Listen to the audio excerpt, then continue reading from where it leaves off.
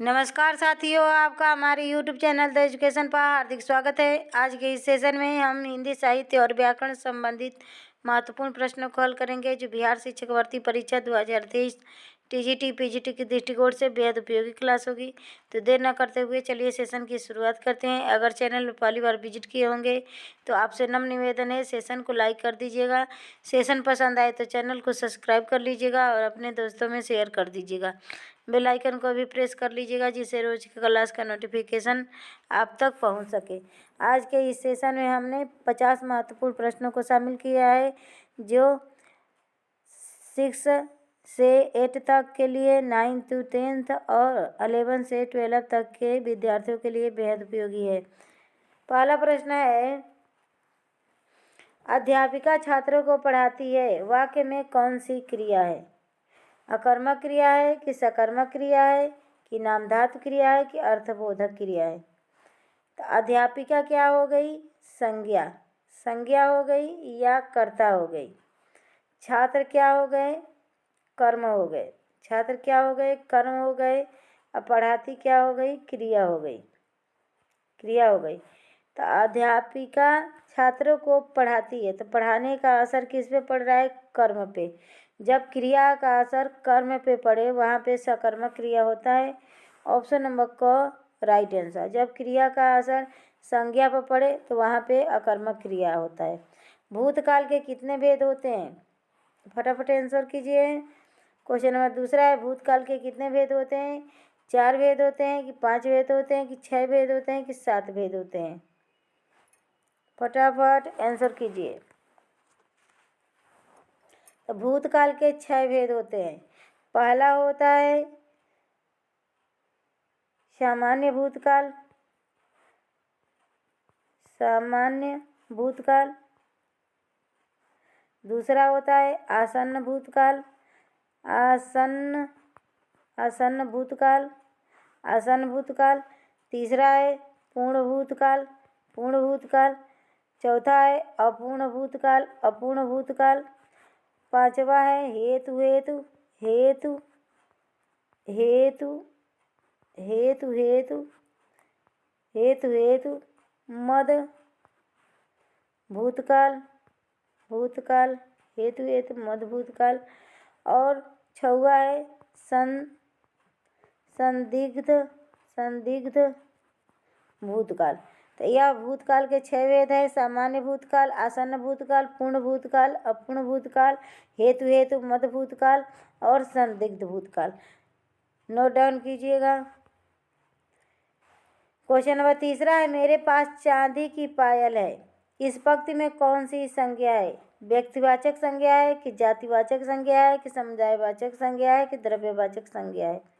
तो व्यक्तिवाचक संज्ञा उस संज्ञा को कहते हैं जिसमें एक विशेष पर्सन का नाम हो। जैसे किसी व्यक्ति का नाम होगा, राम हो गया, श्याम हो गया। यह क्या हो गया? व्यक्तिवाचक संज्ञा के उदाहरण है। जातिवाचक संज्ञा के कि किसी विशेष जाति का बोध कराए। जैसे गंगा हो गया, फल हो गया। तो फल में सभी फल उस कैटेगरी जाति का अर्थ करा रहा है कि फल में बहुत सारे फल आ जाएंगे। नदी में बहुत सारी नदी आ जाएगी, गंगा जमुना। तो वह जातिवाचक। समुदायवाचक किसी समूह झुंड से इंगित करता है। जैसे हो गया कच्छा हो गया, सेना हो गया। और चांदी की पायल सभी धातुएं और पेय पदार्थ, द्रव्य समान, वह द्रव्यवाचक संज्ञा के अंतर्गत आएगा। ऑप्शन नंबर घ राइट आंसर। निम्न पंक्तियों में से समुदायवाचक संज्ञा बताइए। सोना है तो सोना द्रव्यवाचक संज्ञा है। अहंकार भाववाचक संज्ञा है। और कबीर किसी व्यक्ति का नाम है, व्यक्तिवाचक संज्ञा है। जबकि परिवार एक समुदायवाचक संज्ञा का उदाहरण है। जैसे जैसे प्रश्न आगे जाएंगे, प्रश्नों का लेवल हाई होता जाएगा। हमने शुरुआत में थोड़ा आसान प्रश्न रख दिया है। क्वेश्चन नंबर 5 है, शहर शब्द की भाववाचक संज्ञा क्या होगी? शहराई होगी, शहरी होगी, शहर होगा कि शहर होगा? तो शहरी होगा। ऑप्शन नंबर ख राइट आंसर। हिंदी भाषा की लिपि क्या है? तो हिंदी भाषा की लिपि देवनागरी लिपि है। रोमन अंग्रेजी भाषा की लिपि है और फारसी भाषा उर्दू भाषा की लिपि है, फारसी लिपि। क्वेश्चन नंबर 7 है, किसी को आवाज़ देना भाषा का कौन सा रूप है? जैसे हम चिल्ला रहे हैं कि रमेश इधर आ जाओ, तो यह क्या है? मौखिक भाषा का उदाहरण है। पक्षियों का चहचहाना कौन सा भाषा का रूप है? तो सांकेतिक। पक्षी जब चहचहाते हैं खुश होके तो आदमी क्या कहता है? आज पक्षी बहुत चहचहा रहे हैं, लग रहा है कोई शुभ कार्य होने वाला है। सांकेतिक। क्वेश्चन नंबर 9 है, निम्न में से अर्थ के आधार पर शब्द के भेद नहीं है, नहीं पूछा है। सार्थक शब्द, निरर्थक शब्द, अभिकारी शब्द, इनमें से कोई नहीं। फटाफट आंसर कीजिए। क्वेश्चन नंबर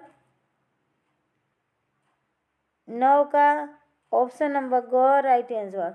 अर्थ के आधार पर शब्द सार्थक होता है, निरर्थक होता है, जबकि विकारी शब्द विकार के आधार पर होता है। विकार के आधार पर विकारी और अविकारी दो प्रकार के शब्द होते हैं। विकार के आधार पर अविकारी और विकारी दो प्रकार के शब्द होते हैं, तो यही नहीं होता है। निम्न क्वेश्चन नंबर 10 है, निम्न में से उत्पत्ति के आधार पर शब्द के कितने भेद होते हैं? 5 भेद होते हैं कि 4 भेद होते हैं कि 3 भेद होते हैं कि 8 भेद होते हैं?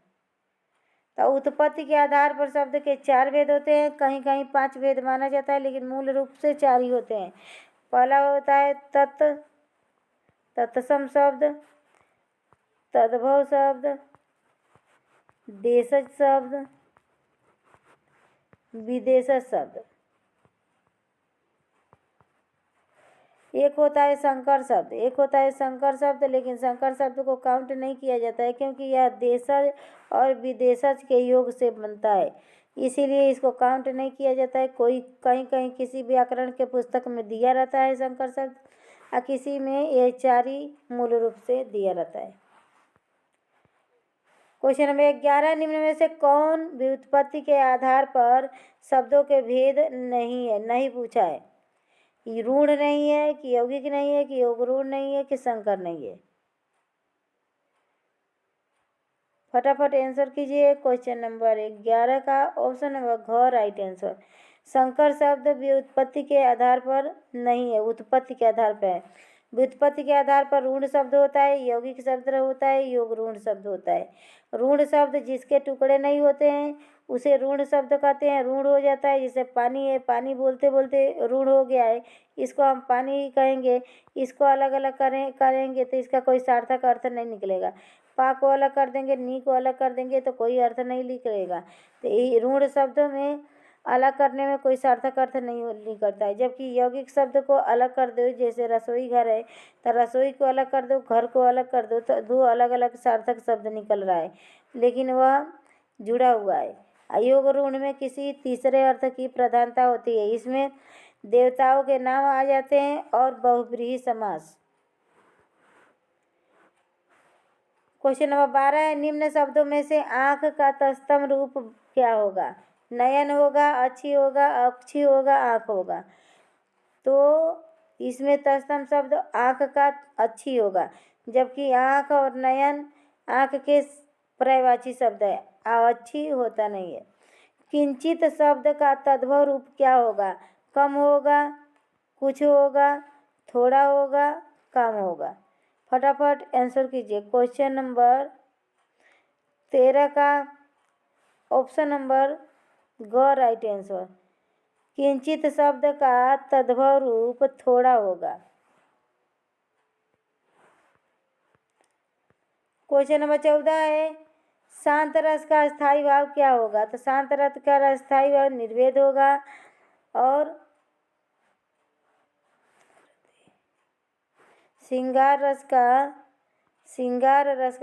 की बर्तनी देख लीजिए, श्रृंगार रस का अस्थायी भाव रति होगा और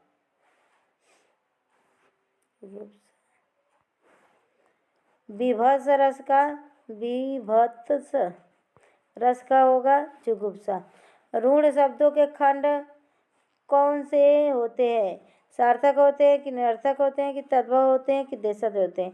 तो ऋण शब्द के खंड करने पर निरर्थक शब्द होता है। जैसे पानी को अलग कर दो तो ये अलग अलग रहेगा, तो यह निरर्थक हो जाएगा, बिना अर्थ का। क्वेश्चन नंबर 16 है, कबीरा खड़ा बाजार में, मांगे सबकी खैर, ना काहू से दोस्ती ना काहू से बैर। प्रस्तुत पंक्ति में छंद पूछा है, तो छंद पर मात्रा लगा के देख लेते हैं। एक मात्रा,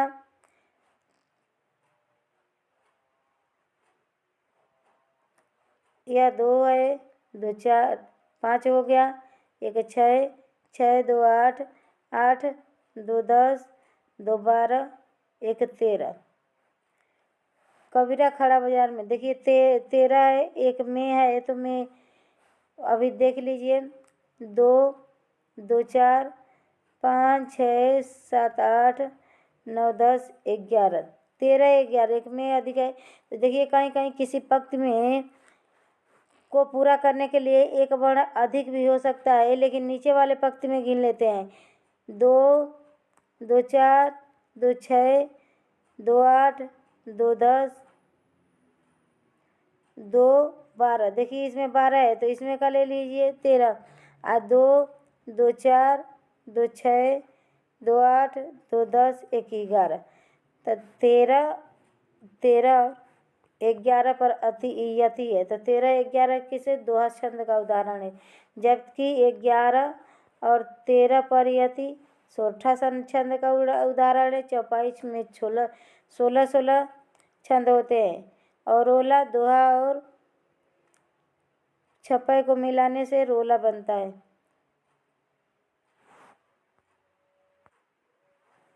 रोला एक सममात्रिक छंद है जिसमें 24 मात्राएं होती है। इसके विषम चरणों में, अर्थात पहला और तीसरा चरण में, विषम चरणों में 11 11 मात्राएं होती हैं। विषम चरणों में 11 11 मात्राएं होती है, और सम चरणों में अर्थात दूसरा और चौथा में 13 13 मात्राएं होती हैं। तो इसका ऑप्शन नंबर क राइट आंसर।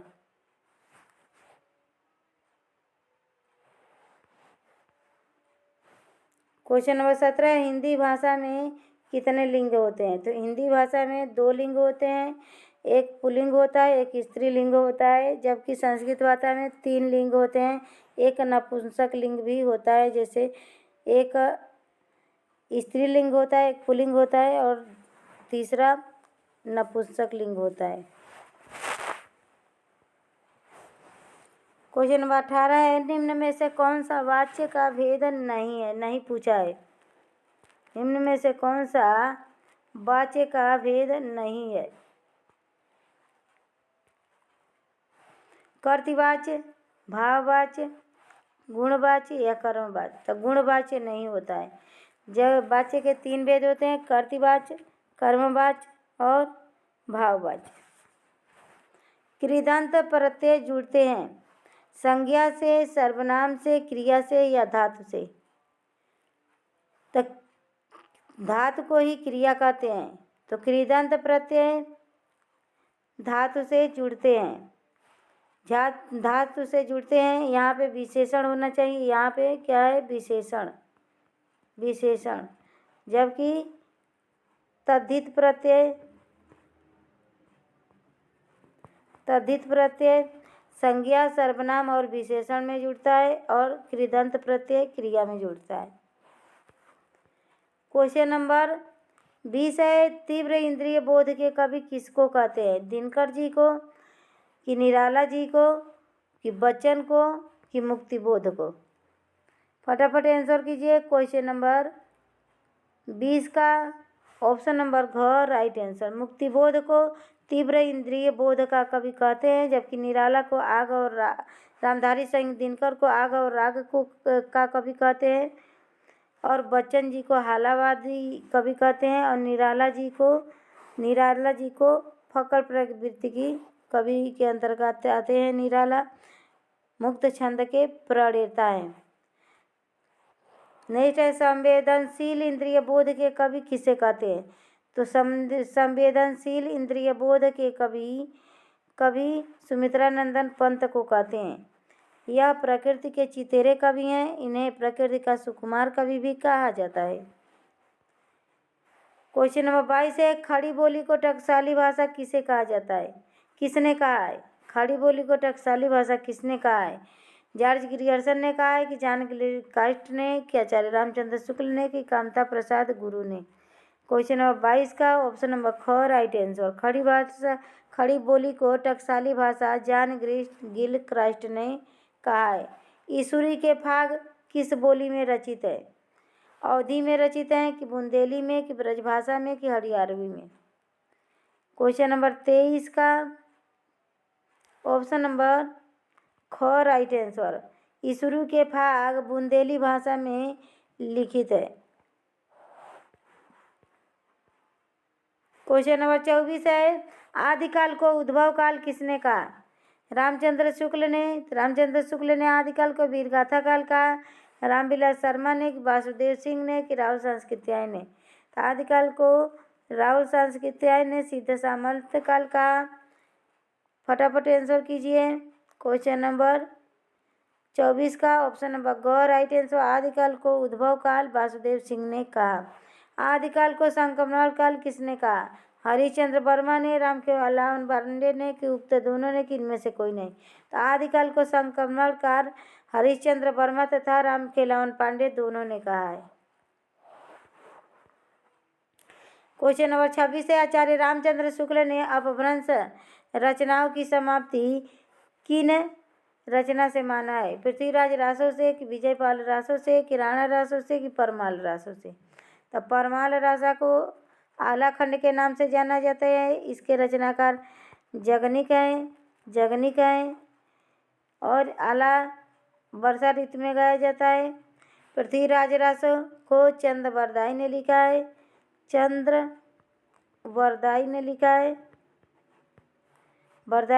है। तो आचार्य रामचंद्र शुक्ल ने अपभ्रंश रचनाओं की समाप्ति विजयपाल रासो से माना है। इसके रचनाकार नल सिंह है। इसका ऑप्शन नंबर ख राइट आंसर होगा। क्वेश्चन नंबर 27 है, मिश्र बंधुओं ने विजयपाल रासो का समय काल कब से माना है? 1289 से माना है, 1284 से माना है, 1298 से माना है, कि 1255 से माना है? फटाफट आंसर कीजिए। क्वेश्चन नंबर 27 का ऑप्शन नंबर ग राइट आंसर। 1298 से मिश्र बंधुओं ने विजयपाल रासो का समय काल माना है। विजयपाल रासो नल्ला सिंह की रचना है।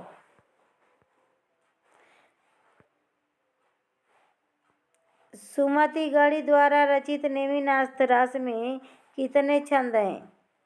57 छंद हैं, कि 58 छंद हैं, कि 59 छंद हैं, कि 72 छंद हैं?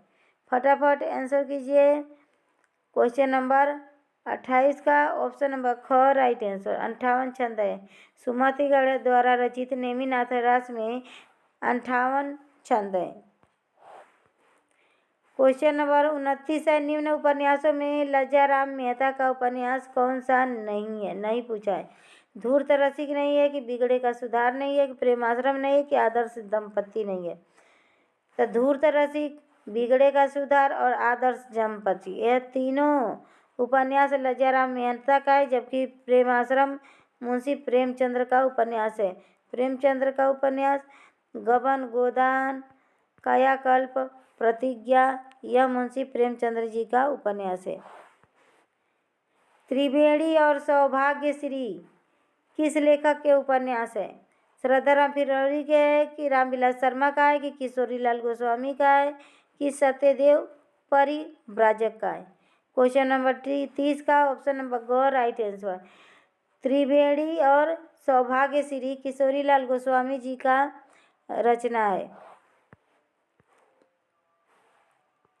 वाक्यम रसात्मकम काव्यम, रसयुक्त वाक्य ही काव्य है। यह कवि किस कवि की उक्ति है? मम्मट की है कि राजशेखर की है कि विश्वनाथ की है कि भामा की है? तो यह आचार्य विश्वनाथ की परिभाषा है काव्य के उपलक्ष्य में। क्वेश्चन नंबर 32 है, वीरमणि उपन्यास किसका है? वीरमणि नामक उपन्यास किसका है? रामेश्वर शुक्लांचन का है कि रामधारी सिंह दिनकर का है कि मिश्र बंधु का है कि अग्रदास का है? क्वेश्चन नंबर 32 का ऑप्शन नंबर ग राइट आंसर। वीरमणि नामक उपन्यास मिश्र बंधुओं द्वारा लिखा गया है। अगर सेशन पसंद आ रहा होगा तो प्लीज़ सेशन को लाइक कर दीजिएगा, चैनल को सब्सक्राइब कर लीजिएगा। सौंदर्योपासक उपन्यास किसका है? रामेश्वर शुक्लांचन का है कि रामविलास शर्मा का है कि श्याम सुंदर दास का है कि ब्रजनंदन साय का है? फटाफट आंसर कीजिए। क्वेश्चन नंबर 33 का ऑप्शन नंबर घ राइट आंसर। सौंदर्योपासक ब्रजनंदन साय। सौंदर्य के देवता कौन है? भगवान श्री कृष्ण है। तो ब्रज के लोग उनकी उपासना करते हैं। सौंदर्योपासक ब्रजनंदन साय। क्वेश्चन नंबर 34 है, नाथ पंथ व संत काव्य के बीच की कड़ी निरंजनी संप्रदाय है। इस कथन को कहने वाले कौन है? आचार्य रामचंद्र शुक्ला है कि केदारनाथ पांडे हैं कि रामकुमार वर्मा है कि हरिप्रसाद शास्त्री हैं?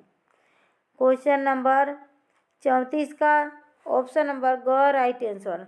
नाथ पंथ व संत काव्य के बीच की कड़ी निरंजनी संप्रदाय है, ऐसा कहने वाले रामकुमार वर्मा है। बोधिचर्यावतार किसे माना जाता है?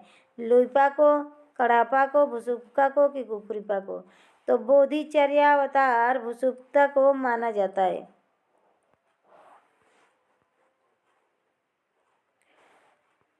शक्ति संगम तंत्र ग्रंथ किस भाषा में लिखित है? पाली भाषा में, अपभ्रंश भाषा में, संस्कृत भाषा में कि हिंदी भाषा में? तो शक्ति संगम तंत्र गोरखनाथ की रचना है। गोरखनाथ की रचना है और इसे संस्कृत भाषा में लिखा गया है। क्वेश्चन नंबर 37 है, किस रचना को हिंदी का प्रथम जय काव्य कहा गया है? कुमार रासो को, पृथ्वीराज रासो को, परमाल रासा को कि चंद्रबरदाई को? चंदनबाला रास को। तो चंदनबाला रास आसगु कवि की रचना है। आसगु कवि की रचना है चंदनबाला रास। पृथ्वीराज रासो चंद्रबरदाई की रचना है। बरदाई की रचना है। परमाल रासो जगनिक की रचना है। जगनिक की रचना है। कुमार रासो दलपति विजय की रचना का है कुमार रासो। तो पूछा है कि किसको जय काव्य कहा गया है? तो क्वेश्चन नंबर 37 का ऑप्शन नंबर क राइट आंसर। कुमार रासो को जय काव्य के नाम से जाना गया जाता है। वर्तमान काल के कितने वेद होते हैं? 7 वेद होते हैं कि 8 वेद होते हैं कि 6 वेद होते हैं कि 3 वेद होते हैं? फटाफट आंसर कीजिए। क्वेश्चन नंबर 38 का ऑप्शन नंबर ग राइट आंसर। वर्तमान काल के 6 वेद होते हैं। तात्कालिक वर्तमान काल, संभाव्य वर्तमान काल, सामान्य वर्तमान काल, पूर्ण वर्तमान काल, अपूर्ण वर्तमान काल और संदिग्ध वर्तमान काल। वर्तमान काल के 6 वेद होते हैं। क्वेश्चन नंबर 39 है, निम्न में से कौन सा वाक्य संदिग्ध वर्तमान काल का है? मालती ने पुस्तक पढ़ी है, श्यामा पढ़ता होगा, वर्षा हो रही है, मैं पढ़ रहा हूँ। तो संदिग्ध पूछा है। संदिग्ध माने क्या होता है? संभावना। तो श्यामा पढ़ता होगा, पता नहीं पढ़ता होगा कि नहीं पढ़ता होगा। क्वेश्चन नंबर 40 है, निम्न में से संभाव्य वर्तमान काल का वाक्य चुनिए। मैं पढ़ रहा हूँ, विराट अखबार पढ़ता है, उसने खाया हो, श्याम खा रहा है। संभाव्य, उसने खाया हो क्या है? संभावना व्यक्त की जा रही है। क्वेश्चन नंबर 41 है, भूतकाल के भेदों में कौन सा शामिल नहीं है? नहीं पूछा है। संदिग्ध भूतकाल, हेतु मध्य भूतकाल, आसन्न भूतकाल, प्रविष्ट भूतकाल। तो प्रविष्ट भूतकाल शामिल नहीं है भूतकाल के भेदों में, जबकि संदिग्ध हेतु मध्य भूतकाल और आसन्न भूतकाल होता है।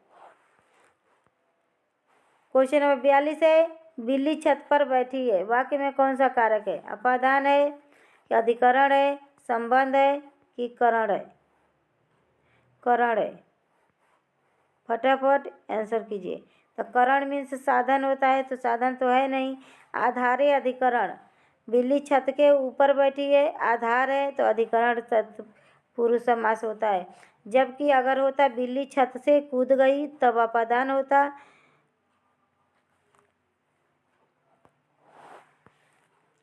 क्वेश्चन नंबर 43 है, भविष्य काल के कितने भेद होते हैं? 4 भेद होते हैं कि 5 भेद होते हैं कि 3 भेद होते हैं कि 6 भेद होते हैं? फटाफट आंसर कीजिए। क्वेश्चन नंबर 43 का ऑप्शन नंबर ग राइट आंसर। भविष्य काल के 3 भेद होते हैं। पहला है सामान्य भविष्य काल, सामान्य भविष्य काल। दूसरा है संभाव्य भविष्य काल, संभाव्य भविष्य काल। और तीसरा है हेतु मध्य भविष्य काल, हेतु मध्य भविष्य काल, मध्य भविष्य काल। क्वेश्चन नंबर 44 है, निम्न में से कौन सा हेतु मध्य भविष्य काल के भेद है? शायद चोर पकड़ा जाए, ये तो संभाव्य भविष्य काल है। वह घर जाएगा, तो यह तो सामान्य भविष्य काल है। वह आए तो मैं जाऊं, हेतु मध्य भविष्य काल। वह आए तो मैं जाऊं, हेतु मध्य भविष्य काल। क्वेश्चन नंबर 45 है, हम छत पर सोते हैं, वाक्य में क्रिया विशेषण है। परिमाणवाचक क्रिया विशेषण है, स्थानवाचक क्रिया विशेषण है कि रीतिवाचक क्रिया विशेषण है कि कालवाचक क्रिया विशेषण है? तो छत क्या है? एक स्थान है। एक स्थान का नाम क्या है? छत है। तो हम छत पर सोते हैं, स्थानवाचक क्रिया विशेषण है। निम्न शब्दों में से कौन सा शब्द परिमाणवाचक क्रिया विशेषण का उदाहरण है? अधिक है का उदाहरण छोटा करके देख लेते हैं। नहीं पूछा है, देखिए हम है लगाते ना, गलत हो जाता क्वेश्चन। निम्न शब्दों में से कौन सा शब्द परिमाणवाचक क्रिया विशेषण के अंतर्गत नहीं है? अधिक, कम, बहुत। ध्यान से फटाफट आंसर कीजिए। क्वेश्चन नंबर 46 का ऑप्शन नंबर घ राइट आंसर। ध्यान से, यह रीतिवाचक है, परिमाणवाचक नहीं है। जबकि कम, थोड़ा, अधिक, बहुत, यह सब परिमाणवाचक है। निम्न शब्दों में से कौन सा स्थानवाचक क्रिया विशेषण नहीं है? बाहर, पेड़ पर, हमेशा, अंदर। तब बाहर स्थान है, अंदर भी स्थान है, पेड़ पर भी स्थान है, लेकिन हमेशा स्थानवाचक क्रिया विशेषण नहीं है। क्वेश्चन नंबर 48 है, 3 बेर खाती थी वह 3 बेर खाती है, नगन डुलाती थी वह नगन डुलाती है। यह इस पंक्ति में कौन सा अलंकार है? तो महाराजा राणा प्रताप की औरतें जब महल में रहती थी तो 3 बार खाती थी, 3 बार भरपेट भोजन करती थी। लेकिन जब जंगलों में चले गए महाराजा राणा प्रताप, तो उनकी औरतें 3 बेर का फल खाकर गुजारा कर लेती हैं। तो इसमें क्या है? यमक अलंकार है। एक ही शब्द 2 बार है, उसके अर्थ अलग अलग हो। एक बेर का अर्थ है समय से कि 3 बार खाती है, एक है कि 3 बार फल से अर्थ है। तो यहाँ पे यमक अलंकार होगा। समानाधिकरण समुच्चय बोधक के कितने भेद होते हैं? 2 भेद होते हैं, 3 भेद होते हैं, 4 भेद होते हैं कि 6 भेद होते हैं? फटाफट आंसर कीजिए। समानाधिकरण समुच्चय बोधक के कितने भेद होते हैं? तो 4 भेद होते हैं। क्वेश्चन नंबर 50 है, निम्न शब्दों में से कौन सा शब्द समानाधिकरण समुच्चय बोधक में शामिल नहीं है? संयोजक है कि विकल्प है, विरोध सूचक है कि काल सूचक है? तो विकल्प सूचक समानाधिकरण समुच्चय बोधक होता है, विरोध सूचक भी होता है, काल सूचक भी होता है, लेकिन संयोजक नहीं होता है। संयोजक एक अव्यय है, न कि समुच्चय बोधक है। ऑप्शन नंबर क राइट आंसर। तो आज का यह सेशन यहीं समाप्त हुआ। कैसा रहा सेशन प्लीज़ कमेंट बॉक्स में बताइएगा और आप सबका स्कोर कितना रहा। नमस्कार साथियों, धन्यवाद।